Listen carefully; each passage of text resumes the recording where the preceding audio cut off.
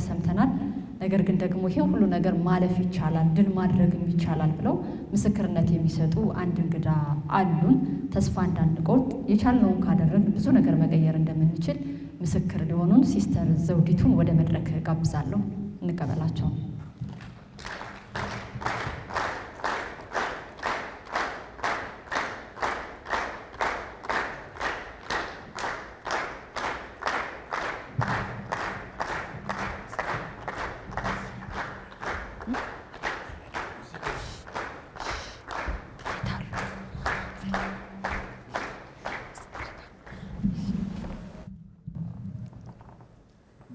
እንዴት አመሻችሁ?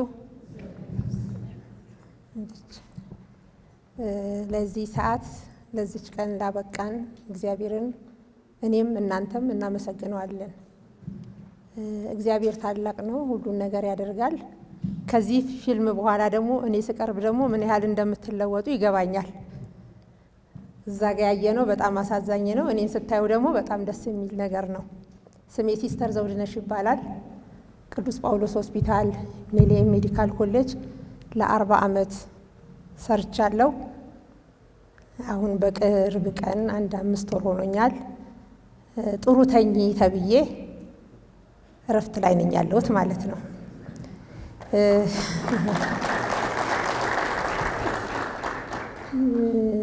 ከ2012 ላይ ነው። አጠር አድርጌ ነው የምነግራችሁ ስለ ራሴ። ብዙ ጊዜ ሰዎችን ገላችሁን ስትታጠቡ ጡታችሁን ፈትሹ፣ ሰውነታችሁን ፈትሹ፣ ያበጠ ነገር ሲገኝ ደግሞ ቶሎ ወደ ሆስፒታል እንድትሄዱ እያልኩ ወዳጆቼን፣ ጓደኞቼን፣ ቤተሰቦቼን እመክራለሁ። እኔ ግን አንድ ቀን ለራሴ አድርጌው አላውቅም። ግን 2012 ላይ ለ5 ቀን እረፍት ወጣሁና የሆነች ነገር እሰራለሁ ብዬ ያችን ነገር ሰራሁኝና እስቲ ገላዬን ልታጠብ ብዬ ባኞ ቤት ወደ 10 ሰዓት አካባቢ ይመስለኛል ጠዋት ስራ ስንሰራ የሚቆፋፈር ነገር ነበር፣ ቤት ለማሳደስ ማለት ነው። እየታጠብኩኝ መፈተሽ ጀመርኩኝ። ሰውን ፈትሹ እላለሁ፣ ራሴ ለምን አልፈትሽም እያልኩኝ ስፈትሽ አገኘው። ቶሎ ብዬ ነው ገላዬ ውሃ ጭምር አድርጌ ወጣሁኝና በጣም ተከዝኩኝ። አሰብኩ፣ መሸ። ወደ 11 ሰዓት ምናምን ሆነ። በጣም ደንግጫለሁ። እንቅልፍም ሊወስደኝ አልቻለም። በጣም አሰብኩኝ፣ ደነገጥኩኝ። ሊሆን እግዚአብሔር ሆይ ይሄ የነካሁትን ነገር ውሸት ነገር አድርገው ያበጠ ነገር አይሁን፣ ተሳስቼ ይሁን እያልኩ መጸለይ ጀመርኩኝ። ሐሙስ ቀን ነው። አርብ ቀን አንድ ጓደኛዬ አንድ ነገር እዚች ጡቴ ላይ አይቻለሁ፣ መጥፎ ነገር እንዳይሆንብኝ ጸልይልኝ አልኩኝና እንደገና ከሰዓት በኋላ ላይ ደግሞ መታጠብ ጀመርኩኝ። ይሄ ሁሉ ሲሆን ግን ትልቅ ስቃይ ነበር፣ አይምሮዬ ማለት ነው። አርብ ዕለት በደንብ ሳየው በደንብ ትልቅ ነገር ነው። ከባቄላም አለፍ ብላ ተለቅ ያለች ነገር ነች። ሁልጊዜ ትንሽ ነገር ነች የምትገኘው ነው አይምሯችን የሚለው። አደርኩኝ ሳለቅስ። ቅዳሜ ጠዋት ግን ሆስፒታል ሄጄ መታየት አለብኝ ብዬ ሆስፒታል ሄድኩኝ። አብሮኝ የሚሰራ ሐኪም ነበር። እረፍት ወጥተሻል ነበር እንዴ ይለኛል። ዶክተር አቤኔዘር ነው የሚባለው። አይ ልሰራ ብዬ መጣሁ ብዬ ያንን ነገር ረስቼ በደንብ ከሐኪሙ ጋር ስራዬን ሰራሁኝ። ልክ ስንጨርስ እስቲ ዶክተር አቤኔዘር ትናንትና እኔ የሆነች ነገር እዚህ ጡቴ ላይ ትንሽ ነገር አገኘሁኝ፣ እስቲ ደግሞ አንተ ቼክ አድርግልኝ ብዬ ስለው ሳይ ትልቅ ሆኖበታል። እንዴ ሲስተር ዘውዴ ትልቅ አይደል እንዴ ምን ትንሽ ነው ያለሽ ብሎ ሲለኝ በቃ በጣም ደነገጥኩ። ጮኩኝ። አረጋጋኝ። እንዲሁ በቃ አሁን ወደ ቤት ልውሰድሽ አለኝ። አይ እናቴ ቤት አለች፣ እንደዚህ ሆኜ አልቅሼ ቤት ከሄድኩኝ ትደነግጥብኛለች እና እኔ ከዚች ከልጅቷ ጋር ቆይቼ እሄዳለሁ፣ አንተ ወደ ቤት ሂድ አልኩት። ወደ ቤቱ ሄደ። ቅዳሜም ታደረ፣ እሁድም ተዋለ ሲለቀስ ወደ ማታ 5 ሰዓት ከምሽቱ ይሆናል። አንድ ማቀው ሐኪም አለ ጳውሎስ ሆስፒታል፣ ዶክተር አየልኝ ፀሐይ ይባላል። ደወልኩለት። ምን ሆነሽ ነው በዚህ ምሽት የምትደውይው?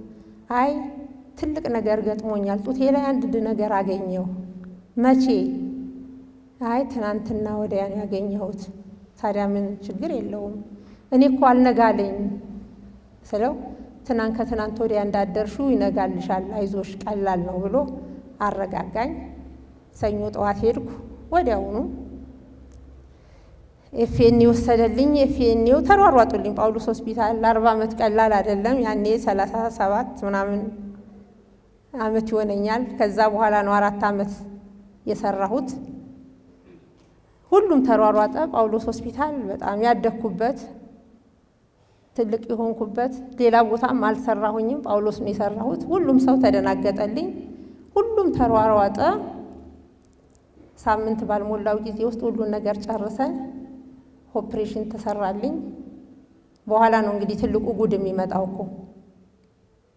ከኦፕሬሽኑ በኋላ ኬሞ ያስፈልግሻል፣ ጨረር ያስፈልግሻል፣ አንድ ሌላ ደግሞ መድኃኒት ያስፈልግሻል ተባልኩኝ። ከኦፕሬሽኑ በኋላ ያ መድኃኒት ኢትዮጵያ ውስጥ 30 ሺህ ብር ነው።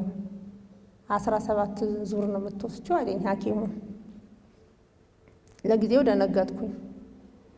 የዶሮ ነርስ ጡረታ ስወጣ አሁን 7 ሺህ ብር ነው ያገኘሁት።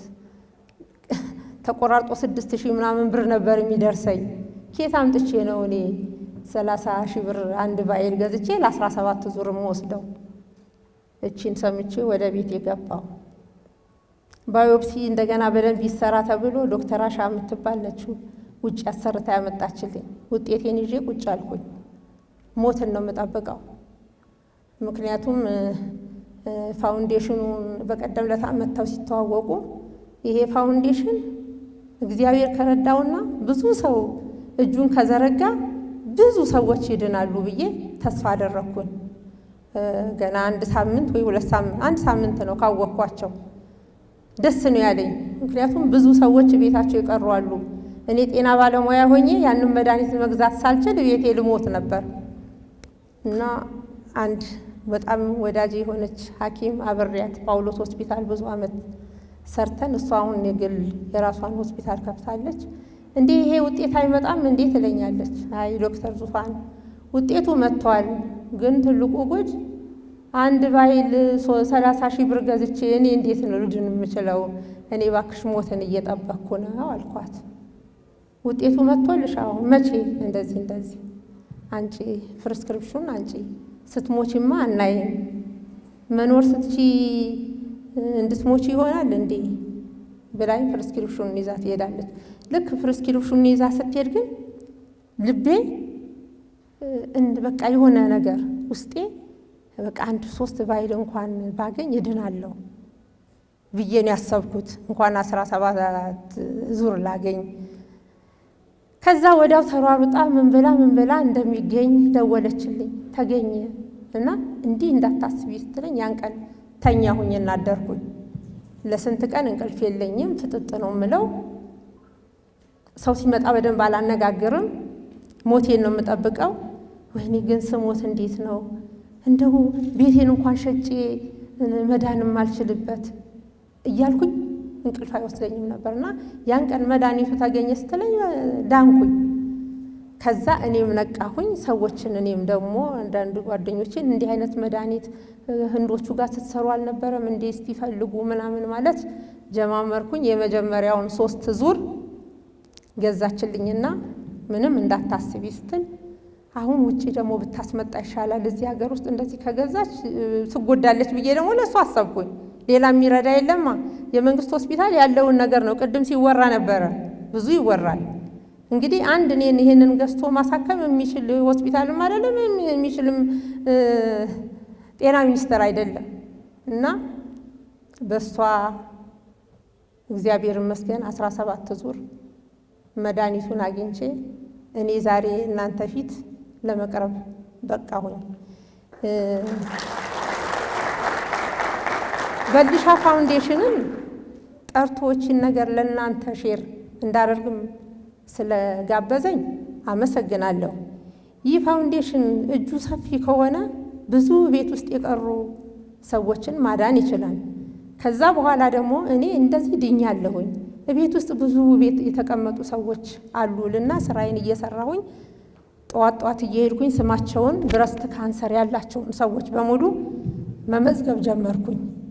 መመዝገብ ጀመርኩኝና ወደ 106 ሲደርሱ እንግዲህ ጳውሎስ ሆስፒታል ደግሞ ይሄንን ይርዳ እችን ሻይና ቡና ቢችለኝ አልኩኝና ዶክተር ሴናን አሁን ጤና ሚኒስቴር ነው ያለችው ዶክተር ሴና ብረስት ካንሰር ሰፖርቲንግ ግሩፕ ለማቋቋም ፈልጌ ነበረ። ወደ 106 ሰዎች ደርሰዋል።